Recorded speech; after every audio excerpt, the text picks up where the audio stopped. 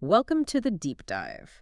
This is where we take your sources, the articles, research, maybe even your own notes, and really dig in to find the most important insights. Yeah, we cut through the noise, basically, giving you the shortcut to getting up to speed on what matters in the material you bring us. And today we're diving into some excerpts from Gareth Knight's book, Magical Images and the Magical Imagination. Sounds intriguing. It really does. And based on the sources you've provided, the book seems to cover quite a lot. Things like, creative visualization, meditation techniques. Right, for self-transformation. Exactly. And balancing your personality, developing something called path working for inner wisdom, and then this core idea of using magical images. Okay, quite a system there. But for this deep dive, we're focusing right in on Chapter 1. Our mission is really foundational, isn't it? I think so, yeah. We want to understand what the author actually means by the magical imagination. How does he define it? How's it structured? And crucially, why does this text see it as so fundamental, so important for spiritual development? Precisely. Chapter 1 is literally called the magical imagination, so it's setting the stage. It seems to redefine some key ideas right from the start. Okay, let's jump right in then. The first big hurdle seems to be the word magic itself. It carries a lot of baggage. Oh, well, absolutely. And Knight seems aware of that.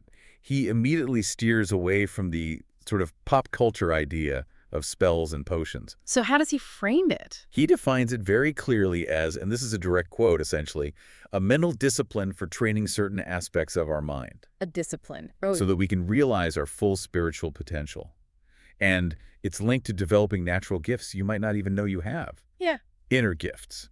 So it's not about controlling things outside yourself. It's internal cultivation. That's the core shift, yes. Yeah. It's about training your mind, your consciousness, not manipulating the external world, a discipline for self-discovery, tapping into potential. Right. A training regimen for consciousness. That's a neat way to put it. And central to that training is this idea that we're more than just our physical bodies. The sources mention instincts, emotions, thoughts, moral responsibility. The usual stuff we might bundle under soul. Yeah, that's the starting point most people recognize. But then he says, hold on, the soul itself has deeper layers. Other dimensions, inner powers and perceptions. Things we miss because we're caught up in the day-to-day. The getting and spending he mentions. Exactly. We're focused on the surface, and we miss this vastness within. It sounds a bit abstract, though. Can these inner powers be, verified? Well, here's a key point he makes. Yes, they can be proved by experience, but, and it's a big but. Needs training. Given the proper training, is how he puts it. It's not automatic. It requires method, requires effort. It's not just wishful thinking. Okay.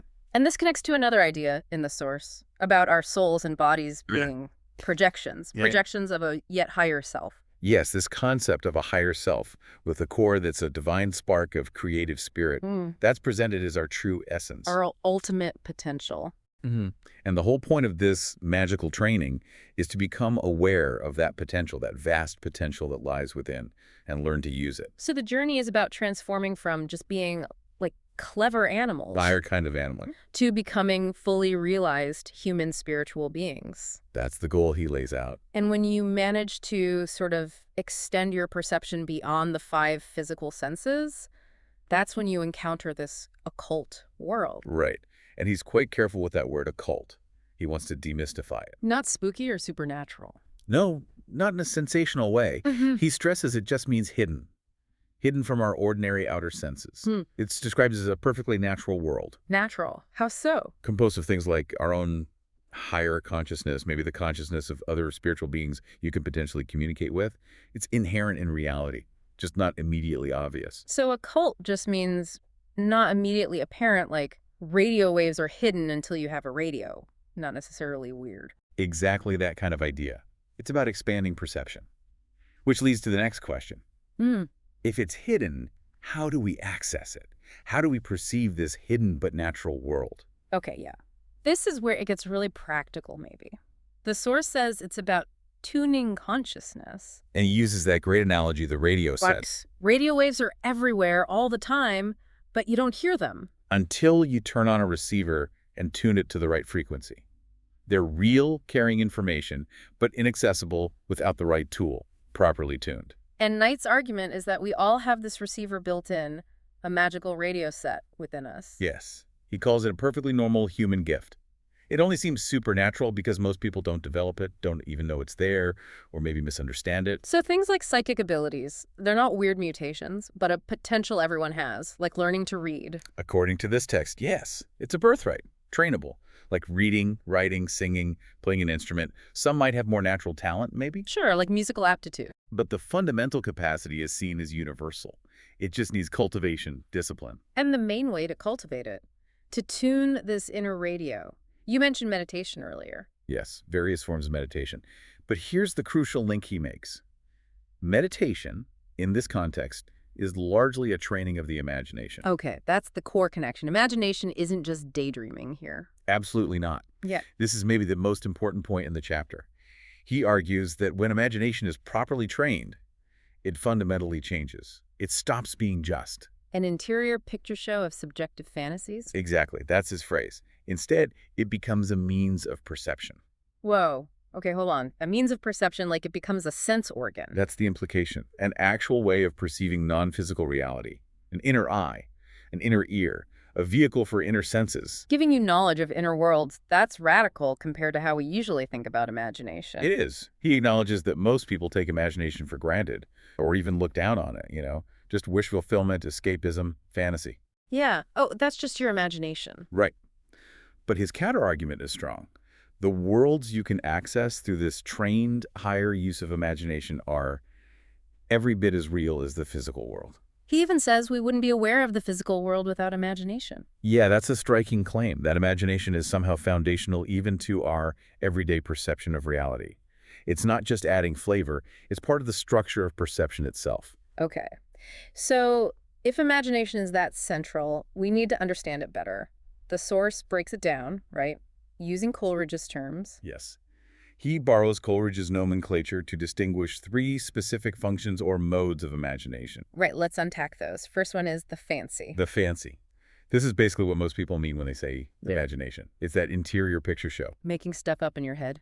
Sort of. It takes impressions and images from the external world, things you've seen, heard, read about, and then it associates them, combines them, recombines them in new ways. Like imagining a flying pig. You take pig and flying and put them together. Exactly. It's the engine of creative thought, invention, storytelling, art, design, even planning your day. He calls it the whole process of interior reflection, practically applied. It's vital for dealing with the physical world. Okay, so fancy, creative recombination of external data. Got it. What's the second one?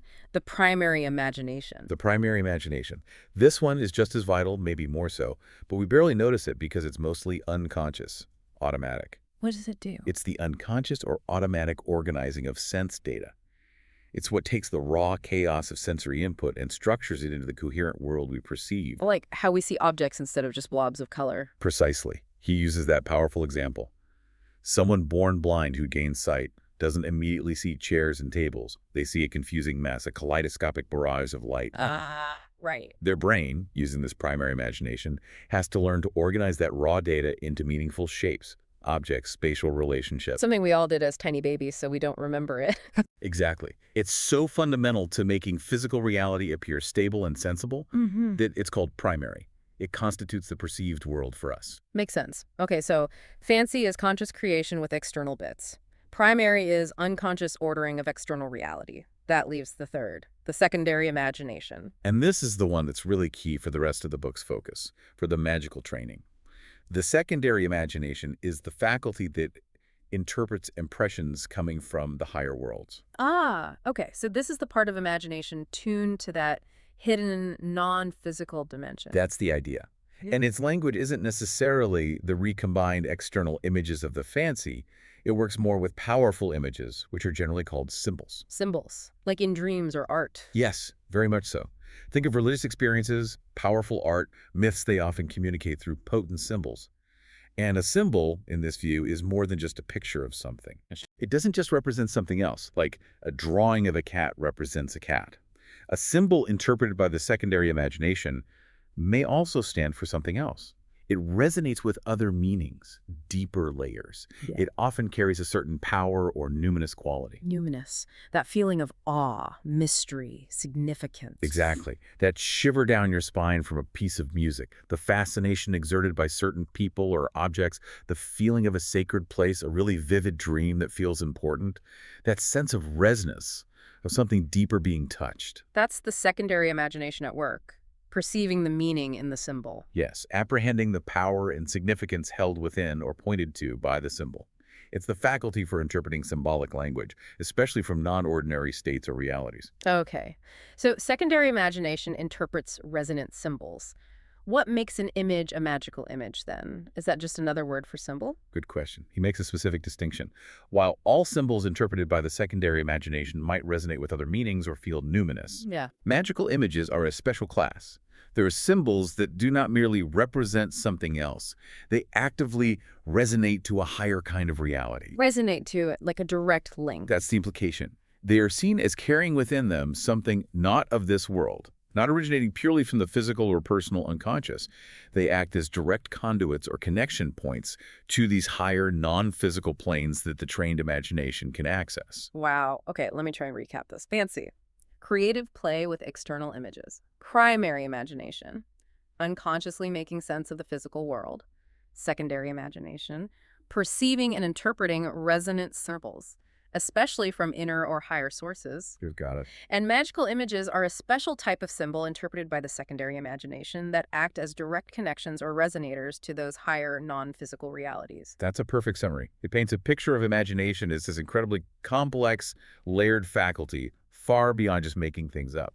And understanding this structure is key because the magic training is really about learning to consciously use and develop that secondary imagination. Precisely. It's presented as the main tool, the primary perceptual organ, for accessing, understanding, and interacting with those hidden dimensions of reality and realizing your inner potential. That's why it's so crucial in this system. It really does change how you might think about imagination. So for you, the listener, thinking about these sources, what this deep dive shows is that Knight's approach isn't about fantasy in the usual sense. No, it's built on this idea that imagination, especially that secondary imagination, is a potential tool for spiritual perception, a way to see and interact with reality beyond the physical. If it's trained properly. If it's trained properly, yeah. It's presented as the core means for unlocking that vast potential he talks about inside everyone. It moves imagination from the realm of make-believe to potentially a vital pathway for inner growth and exploring consciousness. Okay, so let's quickly recap the core ideas from Chapter 1. First, magic here means mental discipline for spiritual growth, not external control. Right. Then, we're more than physical. We have inner dimensions, potential for inner perception. This perception accesses a hidden or occult world, which is natural, just not obvious. Access comes via tuning consciousness. And the main tuning tool is the trained imagination, which becomes a mode of perception. Then the three functions: fancy, creative play, primary ordering physical reality, and secondary interpreting inner higher symbols. And finally, magical images are potent symbols interpreted by the secondary imagination that directly resonate with or connect to those higher realities. That lays quite a foundation for whatever practical techniques come later. It really does. Sets the whole framework. So here's a final thought for you, our listener, to maybe ponder. If Knight is right, and the secondary imagination interprets powerful symbols that resonate with realities not of this world, how might consciously paying attention to the symbols that really strike you, maybe in art, or a powerful moment in nature, a recurring dream image, even a strong memory, how might engaging with those differently perhaps unlock something deeper within you, a different kind of connection or insight? That's a great question to carry forward. Something to think about as you observe your own inner and outer world. Until our next deep dive,